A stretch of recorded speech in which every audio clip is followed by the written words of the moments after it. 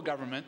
They were the government that so proudly said how unjust it was to freeze a program, let people who were already in collect the tax rebate, but not give it to other Nova Scotians, and we're going to right that wrong. And yet, when they had a chance, they did the exact same thing. Again, this from the same government, as I mentioned, the Premier who had said seniors should not pay 1 cent premium for seniors' pharmacare, and yet under his administration continually increase that premium. So in 2000, they froze the program. If I'm not mistaken, the then minister at the time was the former member, I guess, from Halifax Citadel. I believe she was the minister. Froze the program. She said a new program's coming. I have the letters in my office. After her, I believe it was the current Minister of Service, Nova Scotia and Municipal Relations. Oh, maybe it was the Minister of Economic Development then. I'm not sure which one came first. Regardless, I think my colleague from Glace Bay refers to them as the former Ministers of Health. Well, both former Ministers of Health, Mr. Speaker, both the Minister of Service, Nova Scotia, and the current Minister of Economic Development also wrote me letters saying, we're just about to announce a new program. It's right on the way, relax, don't worry, the review's almost completed. So it started in 2000.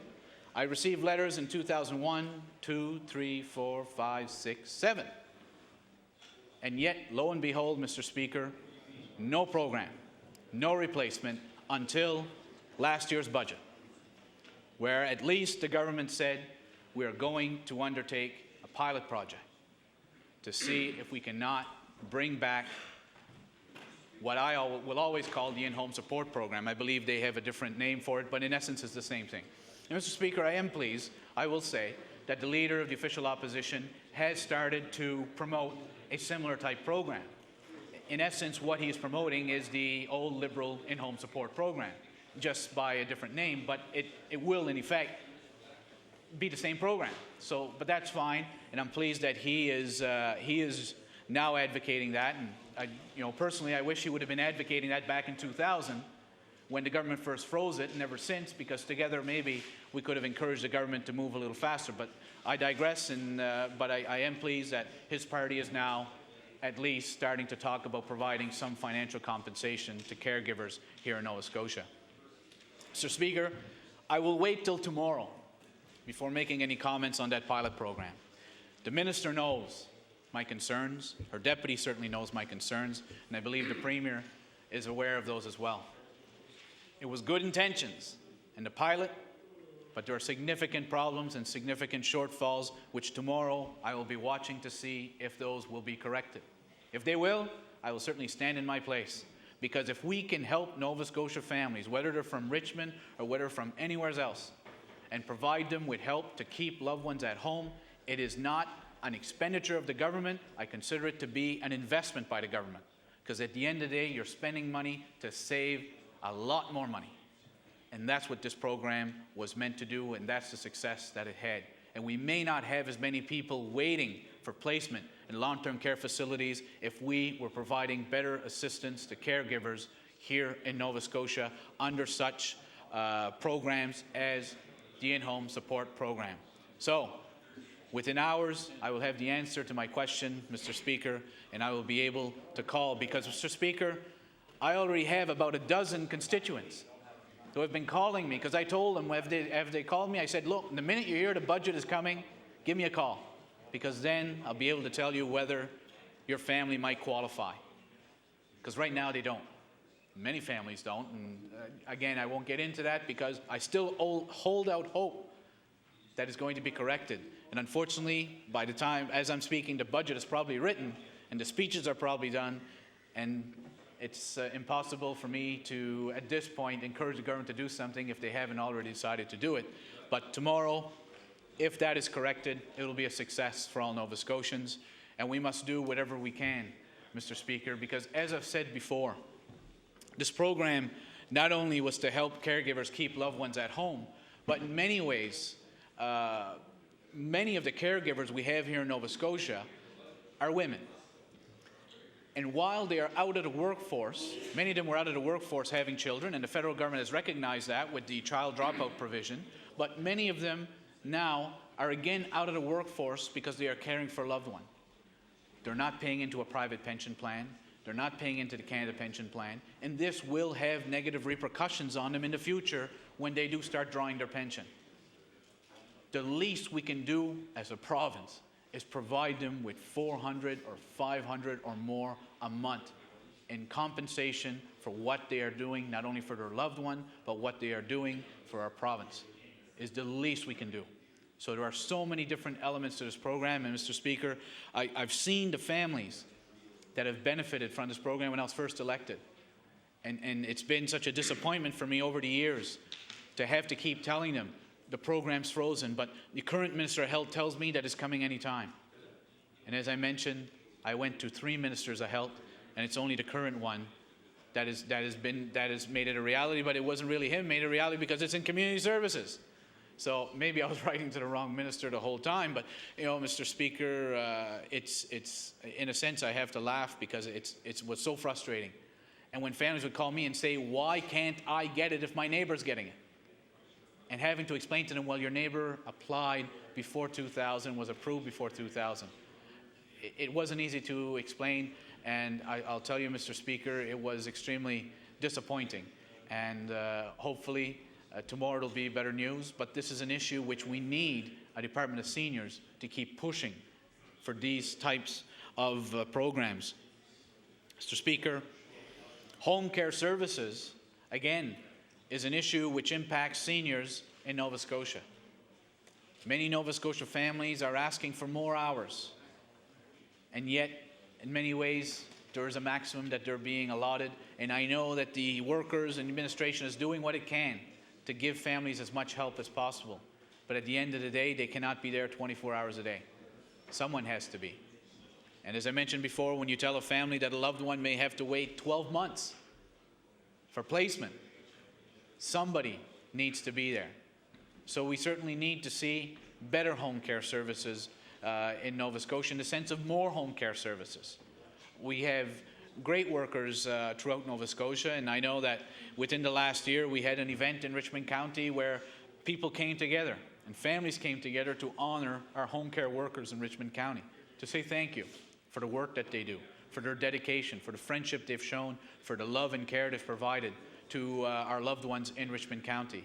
And we're blessed to have them, but at the end of the day, they only have so many hours that they are permitted to work with their clients in Nova Scotia under the current rules that exist. So maybe tomorrow we will see in the budget enhanced home care services for seniors.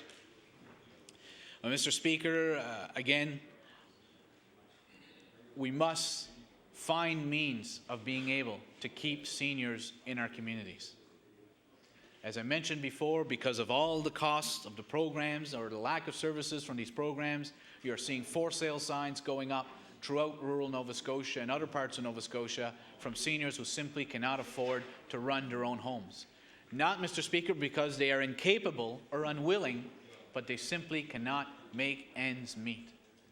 And so we have a duty as legislators, out of respect for our seniors, out of respect for our communities, out of respect for our province, to find means of being able to allow our seniors to stay in their own homes and stay in their communities. The cost of living continues to increase, and which is why we brought, on the first day of the House, we brought the issue of the rising price of gas. Mr. Speaker, this is having a devastating impact on seniors in Nova Scotia, because at the end of the day, they are on a fixed income.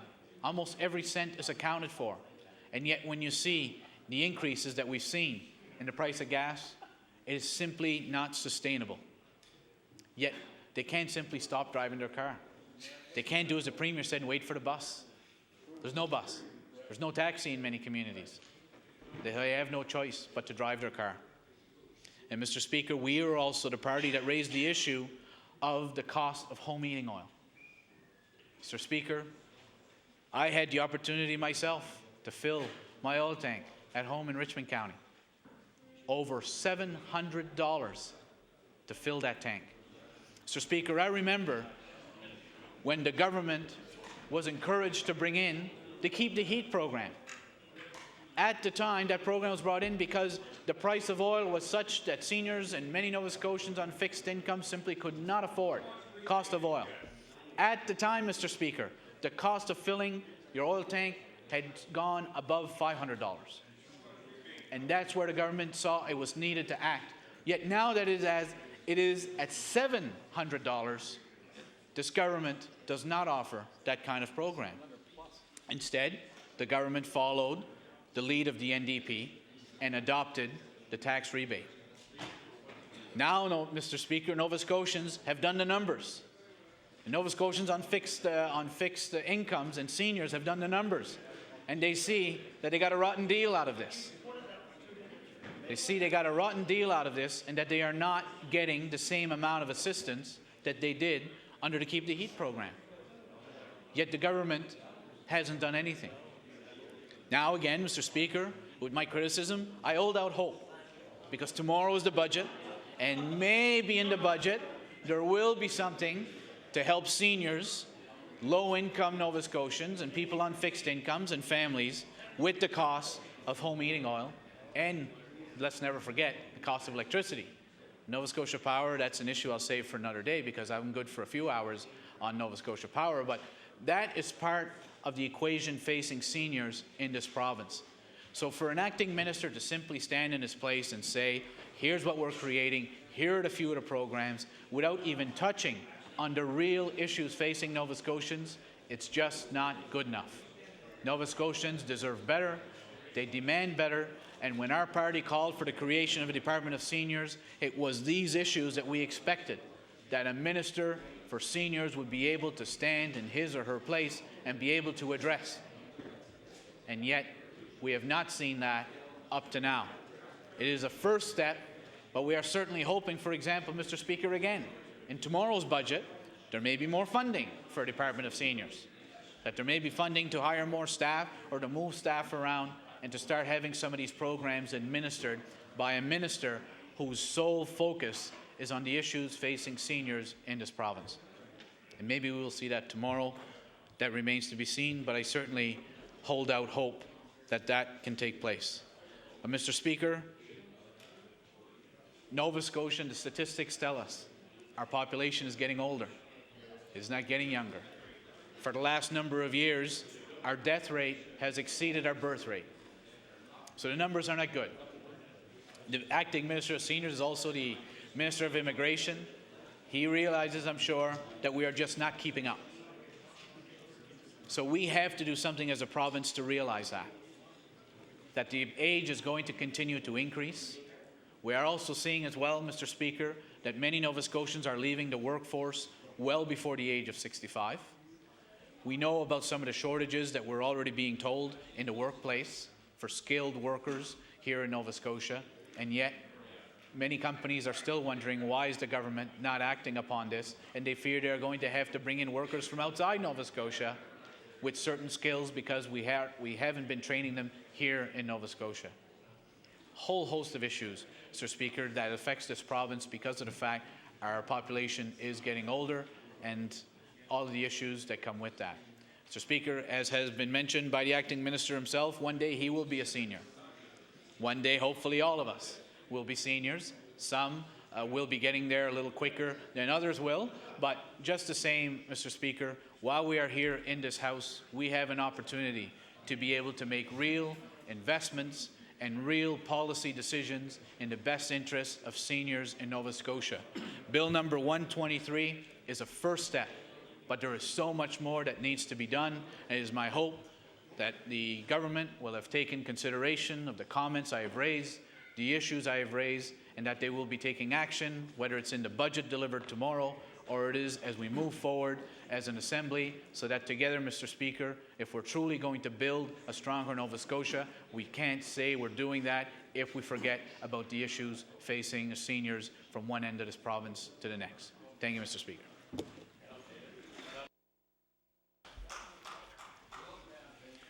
Thank you. Thank you. The chair now recognizes the honourable member from Glace Bay. Thank you, Mr. Speaker. As always, it's a pleasure to stand in my place and address a lot of the issues, Mr. Speaker. It's always a pleasure to hear the member for Richmond speak.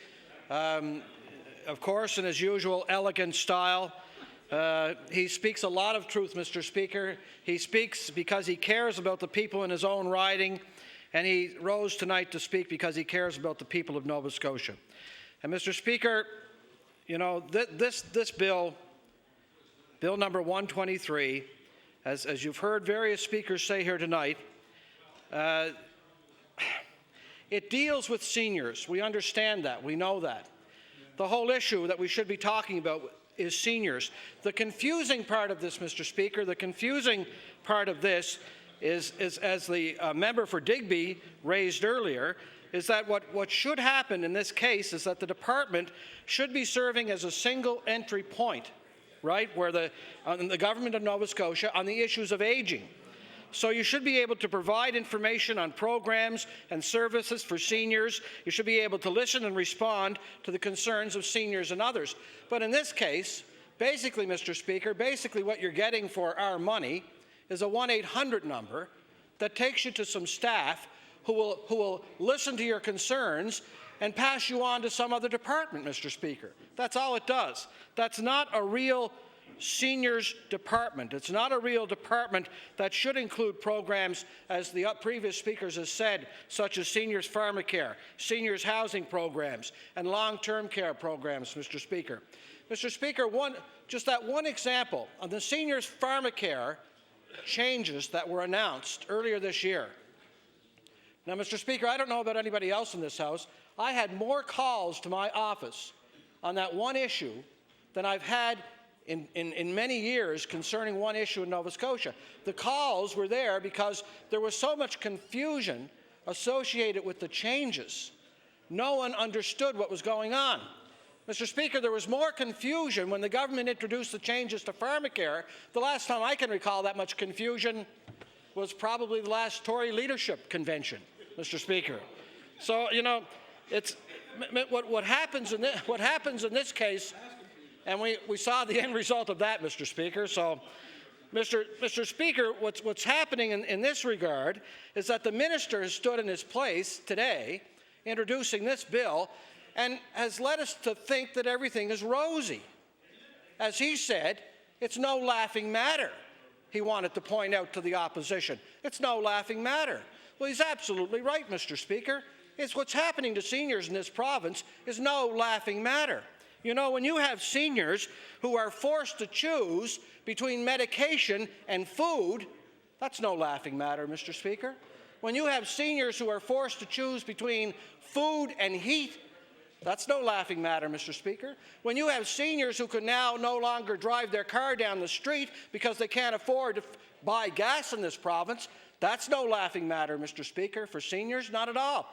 When you have seniors who are being forced from their homes by the policies of this government, Mr. Speaker, that is no laughing matter.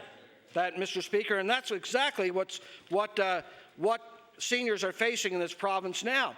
And to many of those concerns, ministers from that government, including the top banana over there, Mr. Speaker, the Premier, they will come back with order, some, please. Order, please. Is that on parliamentary? It certainly is, and I would ask the honourable member to withdraw those I withdraw comments. the banana remark, Mr. Thank Speaker. you. The head honcho, the head guy, the Premier, numero uno, Premier trois, is that the French? Mr. Speaker, the Premier himself knows, as the head of that government, that this is no laughing matter, what's happening to seniors in this province. And instead of giving out some trite remark, you know, that says, take the bus, Mr. Speaker, as he did say on the issue of gas prices. And if you're going to take a bus in a lot of places in Cape Breton, then the Premier better drive it there because there's none. And there's no bus service in many parts of the island. It shows that you cannot apply one answer to all parts of this province because we have very, very many different things that are happening in different parts of this province. So, Mr. Speaker, it fits in line with this bill, Bill number 123. Order, please. Order, please. The Honourable the Minister of Justice. Thank you very much, Mr. Speaker. In a point of order, the honourable member from Glace Bay indicates the Premier said something with regards to take a bus, and if he has a answered or a copy of that, if he could present it, but that's not the intent of what I know to the Premier have indicated in a media scrum. Thank you. That is definitely not a point of order. The chair will now recognize the honourable member from Glace Bay. Mr. Speaker, the Minister of Justice wants to read that by a copy of the Chronicle Herald, instead of interrupting debate here in the House of Assembly, Mr. Speaker. Mr. Speaker, that I didn't say it, the Premier said it. So, turn to him and ask him, Mr. Speaker. Mr. Speaker, while we're debating this in terms of the creation of the Department of Seniors and supposedly looking after seniors, and as the Minister himself said again, and both the Minister and several Cabinet Ministers, and the Premier included, seem to be quite touchy when we talk about this subject, because I can understand them being exactly in that way, Mr. Speaker, because of the fact that really when you look at the overall situation in this province, there's not much that has been done for seniors lately. I mean, even the Minister of Health has said, as the member for Richmond referred to before, you may not have had an increase in pharmacare costs lately, but you will get one. It is coming, and you're not going to avoid it. And Mr. Speaker, as the Minister for Richmond, again, I refer to him, said earlier, there was a past progressive Conservative government under the leadership of John Hamm that said that would not be the case in this province anymore. But it's been the case ever since they first came to power in 1999. The only thing that has changed is that the costs have gone higher. The costs of everything have gone higher. Again, the member for Richmond referred tonight to the Department of Community Services and what happens in the case of a married couple that lives together and the combined incomes that stop people from getting housing grants, as we refer to them back home as well. I had a case last week of a gentleman who came into the office, and because of a change in his income from last year to this year, from 2006 to 2007, he was refused a grant. This was a senior citizen, refused a grant from the Department of Community Services. He was $53.69 over the allowable limit, therefore did not qualify for that grant. Well, Mr. Speaker, this senior had absolutely no means to go anywhere else. He could not go to a bank and get a loan. He could not go and borrow money anywhere. He had no means whatsoever to get a grant to go out and fix up his home, which is over 100 years old and in desperate need of repair. Not little repairs. I'm talking about repairs that would keep, the integrity of the home was threatened. The structure was threatened. These are what we refer to at home as company houses. Many people would refer to them as duplexes. At home, we call them company houses. And that housing stock is so old that in a lot of cases, it takes a lot of money to repair. So in this case, Mr. Speaker, this senior, who the minister says that, this is the best province in the country for taking care of seniors, come with me to Glace Bay. I'll introduce you to that gentleman and see if he agrees that this is the best province in this country for taking care of seniors. Mr. Speaker, I'd gladly take the minister or anybody else to Glace Bay and introduce them to seniors who have been forced into that difficult position of whether or not they had to get medicine or whether or not they had to eat. And it is not just a choice that they are making every now and then. It is a choice now that they are making on a weekly, a daily, monthly basis, Mr. Speaker. That's the situation that seniors find themselves in this province. We don't lead the way. We don't lead the way, Mr. Speaker. I cannot believe that in any way, shape, or form, that we lead the way in this country in how our programs give seniors more access to what they deserve. I can't believe that. Any more than I would believe that we lead the way in wait times in this province, Mr. Speaker. We have some of the worst wait times in the country, Mr. Speaker. And that applies a lot to seniors. Seniors are a lot. In my community, in Cape Breton, in my community right now, you'll find a lot of seniors. Why? Of course it's because we have an aging population. The other reason is because our youth are leaving in droves. It affects a lot of areas across this province. The youth going to Fort McMurray or whatever the case may be, there are no youth left behind. Depopulation is a reality in Cape Breton, Mr. Speaker, a reality. And it leads people to do a lot of things, Mr. Speaker. For instance, it leads mayors of certain municipalities to probably sue the province because they believe that those municipalities should have more, that they're not being treated fairly. It also leads people to believe that this government is not doing enough for certain segments of the society, seniors included. And I would suggest seniors are foremost in that argument, Mr. Speaker, that indeed they're not being treated as they should be. They are not being given the access to programs that they should be, because those programs, first of all, do not exist for seniors. If the government truly believes that seniors deserve help in this province and they're willing to help, then the government would have a standalone department for seniors. And that department would cover any issues that had to do with seniors in this province. If the government, the Premier, truly believed that that was the case, Mr. Speaker, it would make perfect sense, first of all, because in our aging society, seniors, and we'll all be there someday, Mr. Speaker, seniors are becoming the biggest segment. Why wouldn't you have a separate standalone department to help with the biggest segment in your society? It would only make sense, Mr. Speaker. And again, it could serve as that single entry point for the government. When a senior was in need of some help, they would simply pick up the phone, they would call the Department of Seniors. I'm not suggesting you have to call that, but it might be a good name. The Department of Seniors. They'd pick up the phone, they'd get access to any program that they needed help with, and they'd get put straight through to the people who are making those decisions.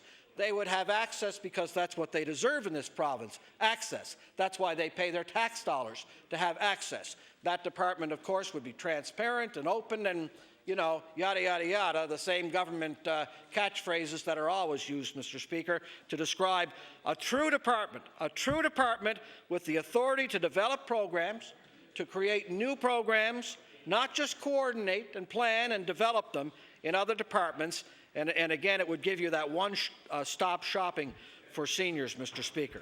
So, Mr. Speaker, when the minister stood in his place and said that we lead the way in this country as far as seniors are concerned, sure, there were a few guffaws on this side of the House, and you can understand why. And when the minister said this is no laughing matter, there were a few other comments on this side of the House, because the minister, although he meant to throw some our way, was actually true. This is no laughing matter in this province. The way seniors have to live in this province right now is no laughing matter whatsoever. When you exist, Mr. Speaker, and Mr. Speaker, you would know from your riding, and anybody in this House would know from their ridings as well, when you exist on an income that is a fixed income, you have nowhere to go in terms of rising costs, in terms of how much gasoline costs, in terms of home heating oil, in terms of how much medicine rises, or whatever the case may be.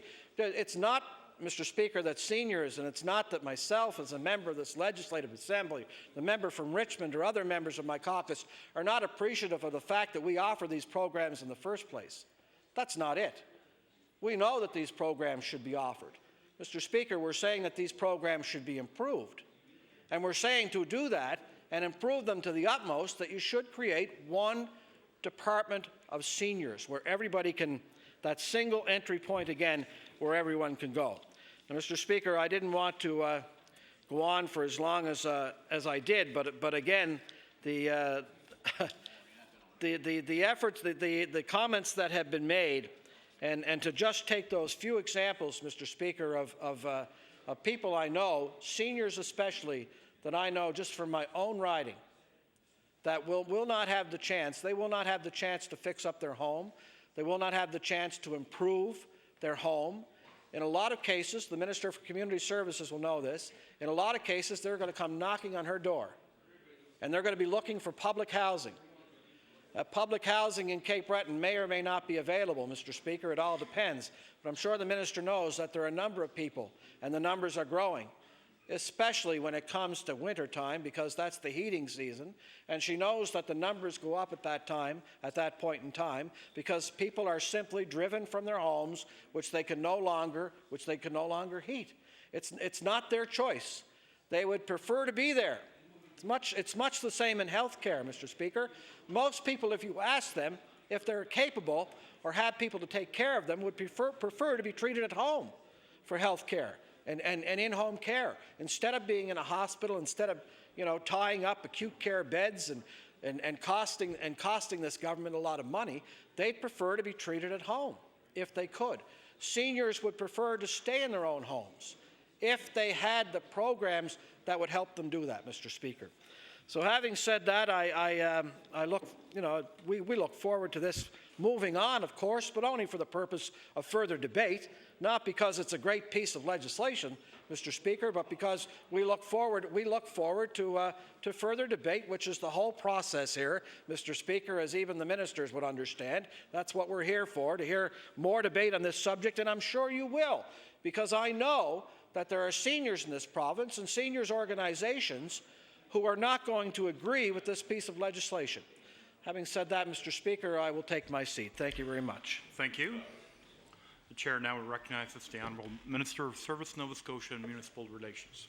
Well, thank you very much, Speaker, and I'm pleased to stand on my feet for 4 or 5 minutes to talk a little bit about the bill which creates the Department of Seniors, and to say how proud I am as a member of the Progressive Conservative government that this legislation has been introduced to more fully recognize that the government listens to seniors and wants to put in place a better scheme to deal with seniors' issues. Mr. Speaker, before I get into this in a way, I want to get to the member from Richmond.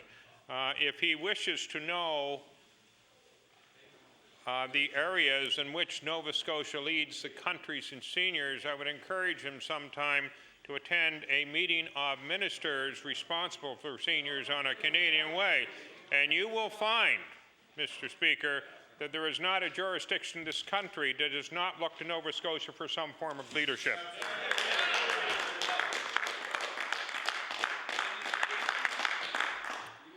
Mr. Speaker,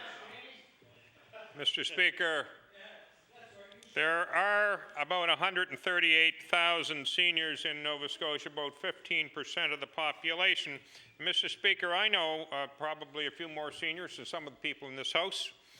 And I do know that one of the things the seniors that I know of in Nova Scotia are going to be particularly proud of this government for tomorrow is when my colleague, the Minister of Finance, stands in his place and tables the 7th consecutive balanced budget for this province.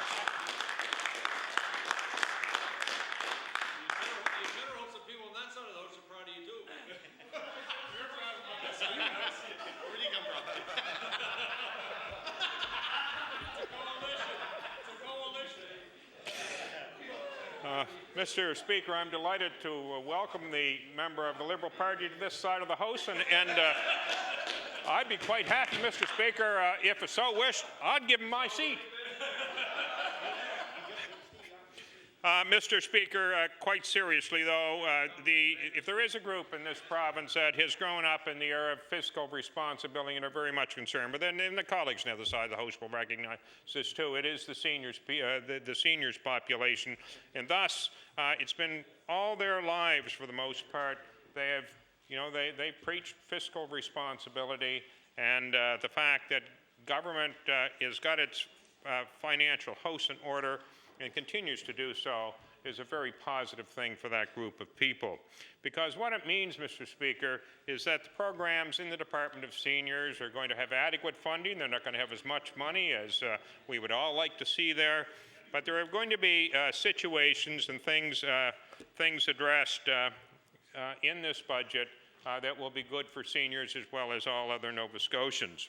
Mr. Speaker, at one time, when I had a different portfolio, I was responsible for the Senior Citizen Secretariat, and actually I still, in my current role, do sit with them. And there have been a number of of programs that the Senior Secretariat has implemented have been very, very good. The strategy for positive aging, as has been mentioned, has been a Canadian leader. Some of the research that is done in our Department of Seniors, it leads the country. Mr. Speaker, the Senior Safety Program, the rebate for now I got to try that again. Anyway, my department, it's a good thing. It's a good thing. Mr. Speaker, it's yes. Mr. Speaker, she's on my team.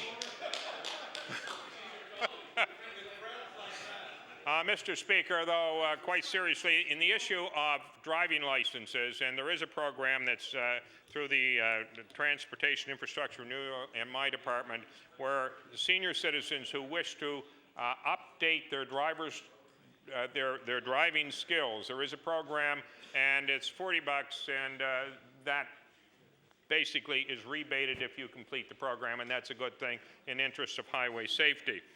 Mr. Speaker, another thing for this Department of Seniors has been pointed out. By 2031, we're going to have about 30% of our population who would be, I guess, 65 or older, although I'm never quite sure whether we have adequately defined what a senior is. But, Mr. Speaker, there are going to have to be a larger proportion of the province's services, and I guess dollars too, are going to have to be committed to meet those needs. It's very interesting. We talked about the province this morning on my way to Halifax. I stopped at 3 houses. In the first 2, I delivered 60 anniversary certificates. And in the third one, I delivered a 90th birthday certificate. In the last 5 weeks, Mr. Speaker, I have been to 4 100th birthday parties. Or, it's a, and I know everybody else in the House has done that too, but, we do have a vibrant seniors community here, and I get a little discouraged sometime when I hear the members on the opposite side of the House get up and say that seniors can't do this and they can't do that and they are the most abused portion of our population and we got to look after them. I can tell you, Mr. Speaker, there are seniors in this House that don't feel that way at all. Who are they? Manny MacDonald.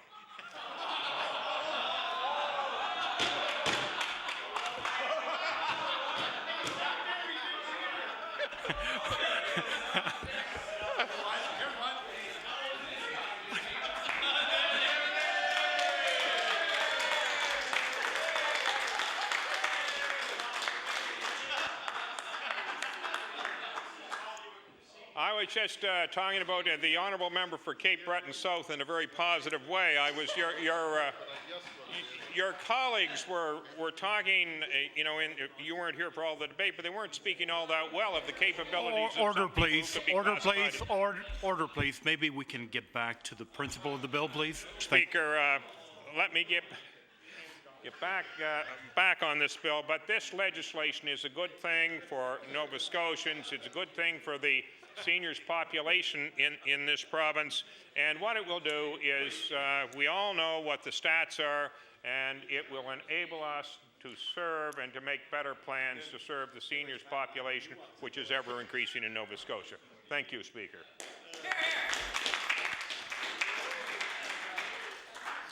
Thank you. The chair now recognizes the honourable member from Kings West. Thank you, Mr. Speaker. Certainly pleased tonight to add a few words to the debate on Bill number 123. There's 3 realities that are happening in Nova Scotia that are causing the country to take a look. Number 1, we have surpassed Saskatchewan as having the oldest average age population in the nation. Secondly, we have pockets and areas of our province that have over 25% of their population already are senior citizens. In fact, in the Annapolis Valley, there are 3 of Nova Scotia's 6 communities that have more than 25% of their population who are already seniors. Also, there are 8 communities in Nova Scotia that have 20% of their population that are 65 and over, and 5 of those are in the Annapolis Valley. In this province, of our 18 counties, only 5 are growing their population, meaning 13 are in different stages of depopulation. So not only are we, losing our youth, but, the concentration now of our seniors certainly challenge our communities. So we are being looked at to see how we will handle our seniors' problems and our seniors' issues as we move forward to a time when almost 1/3 of our population will have reached that seniors age. One of the issues that we have in rural Nova Scotia, which has been addressed in a couple of different ways by my colleagues tonight, and that is seniors having to leave their homes. We have a high percentage of very old housing stock in Nova Scotia. And so in order for seniors to stay in their homes, they absolutely need some help to be able to do that.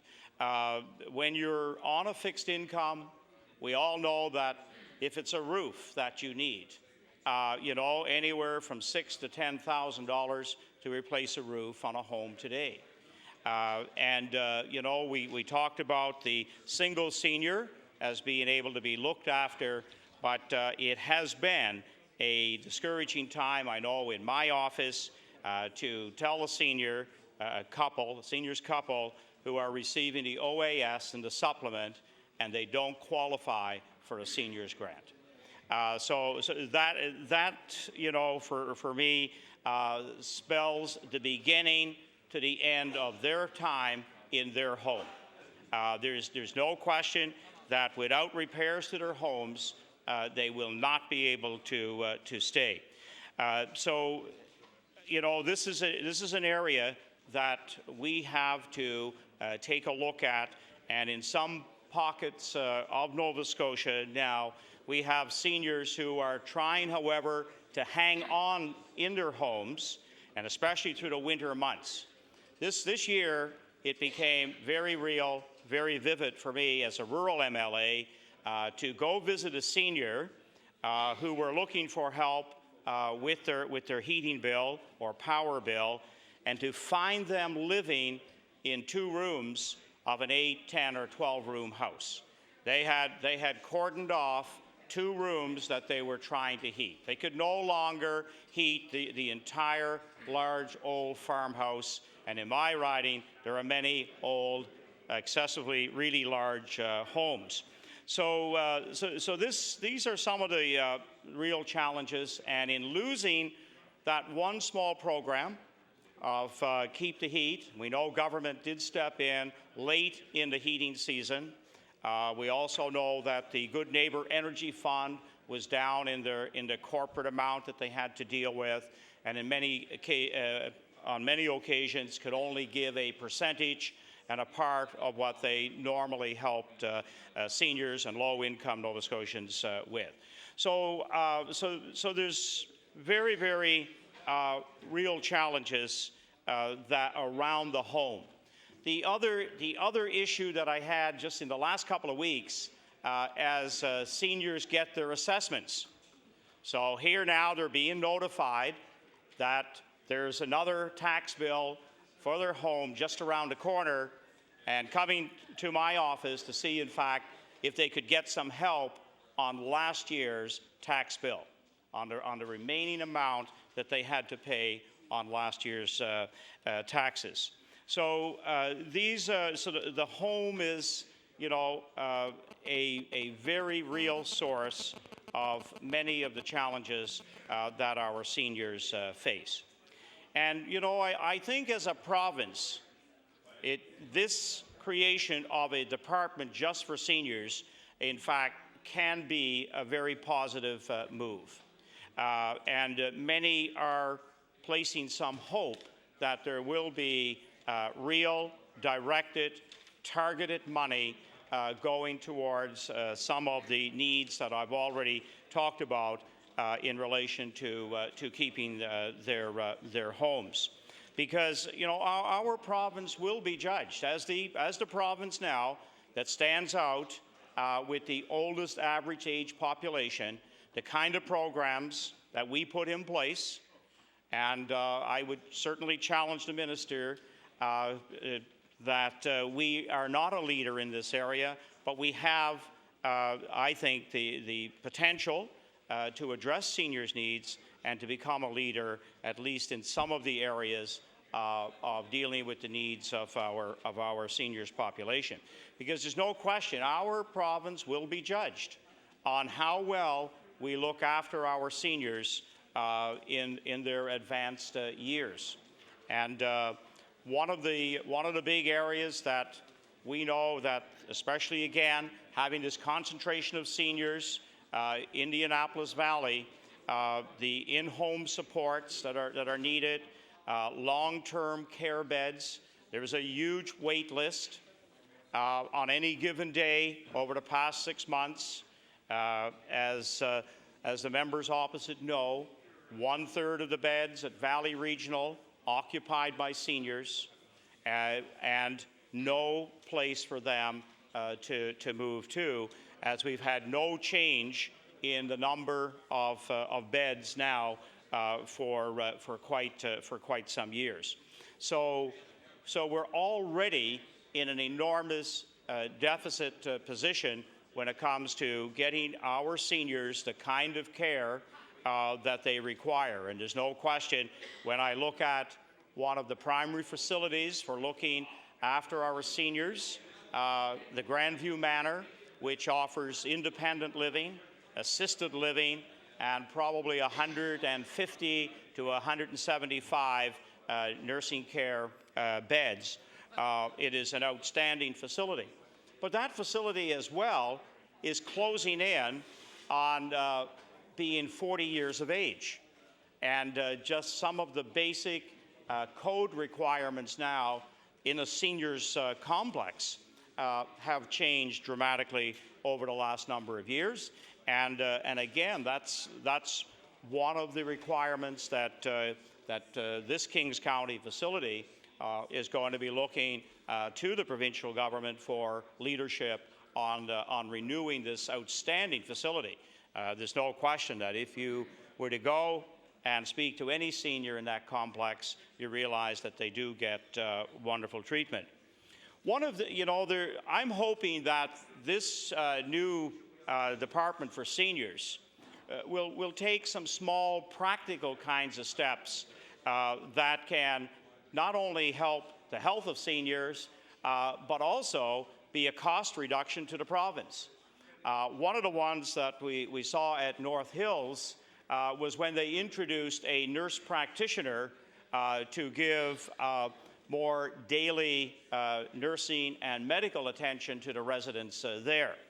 And this I was able to get firsthand from a lady by the name of Dana Morse, who is now working as a nurse practitioner in a collaborative practice.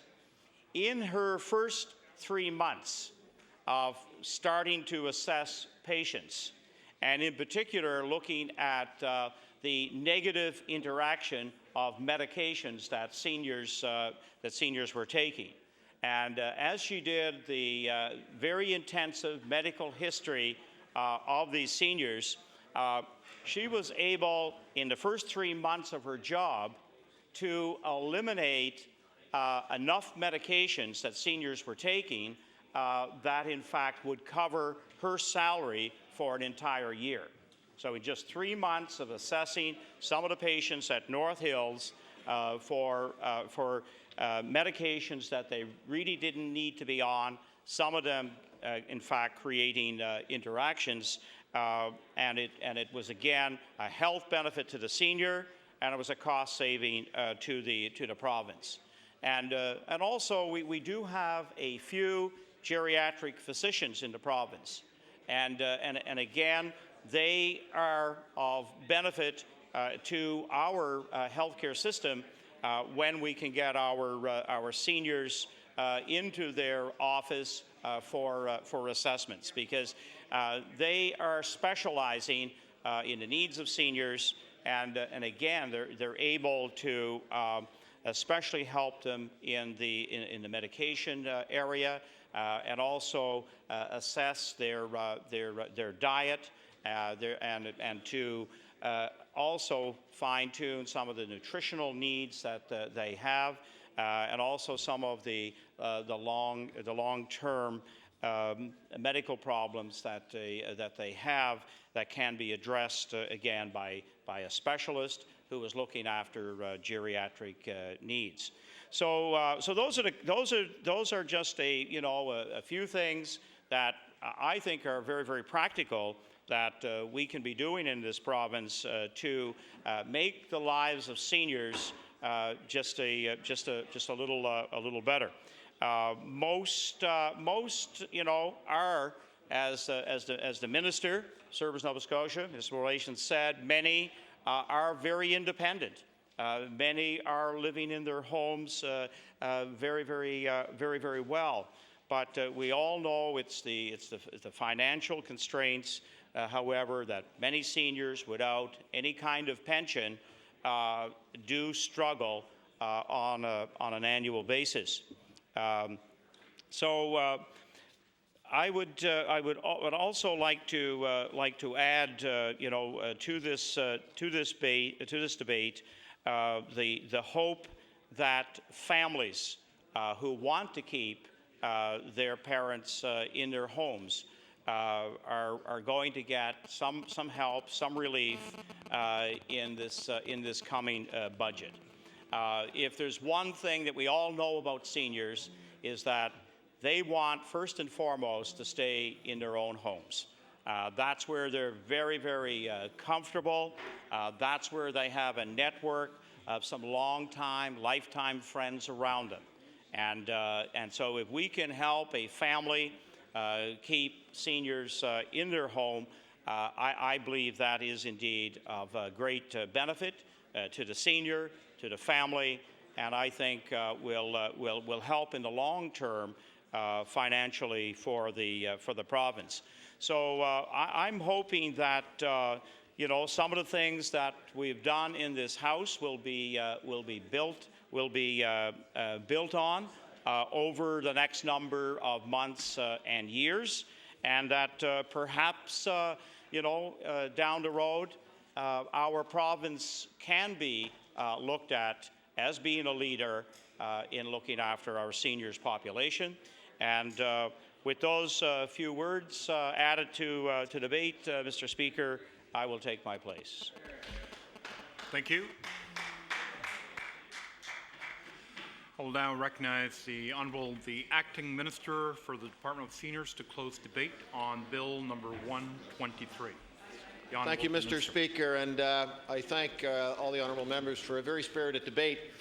I must say, though, after hearing everything, I do want to say one thing, that I am very, very proud to be a member of this government bringing in again its 7th balanced budget, and I don't think we can reiterate that enough. I think, Mr. Speaker, I appreciate the comments also made by the member from Dartmouth, Portland Valley on a lot of the comments with regard to continually advancing the cause of seniors, which I believe this government does through the Senior Secretariat with Departments of Health, Community Services, Health Promotion, Service Nova Scotia, just to mention a few. Mr. Speaker, also when we talk about seniors abuse, I believe the honourable member brought up, we also have established that the 1877 number for seniors to call in. And I think it's an important point. 75% of people living in their homes are women. Living alone in their homes are women, and that's a fairly significant number. 94% of the people of seniors are living in private homes. 6% in public. So that's I also wanted just to comment on the member from Digby as well. I think he and I probably can put a face on the issue of seniors. I think both of us live with it on a daily basis. I do myself with two wonderful people, my mom and dad, and I don't take these issues lightly. And I don't know how else to put that, to try to put a face to it. I don't take these issues lightly at all. So, Mr. Speaker, having said that, I do believe our government is moving forward in a positive manner. And yes, it's better than a first good step. It's the first great step. So Mr. Speaker, with that, I thank everybody. I thank all my honourable members for all their comments and move second reading on Bill 123. Thank you. The motion before the House is for second reading on Bill number 123, the Public Services Act for Seniors. Is the House ready for the question? Question has been called. Would all those in favour of the motion please say aye. Aye. Against? Motion carried. Bill 123, entitled An Act to Amend Chapter 376 of the Revised Statutes 1989, the Public Service Act, respecting seniors. Or that this bill be referred to the Committee on Law Amendments. The Honourable, the Deputy Government House Leader. Thank you, Mr. Speaker. That concludes the government's business for today, and I would move that we do rise to sit again tomorrow in the hours from 2 p.m. to 6 p.m. following the budget address and response, the daily routine and question period. Government business will include public bills for second reading, numbers 120, 125, 126, 127, 130, 131, and 133. Thank you. Thank you. The motion before the House is for the House to rise and meet again tomorrow at the hour of 2 p.m. Is the House ready for the question? Question. All those in favour of the motion, please say aye. Aye. Those against? Motion carried. The House will sit tomorrow at 2 p.m. The House stands adjourned.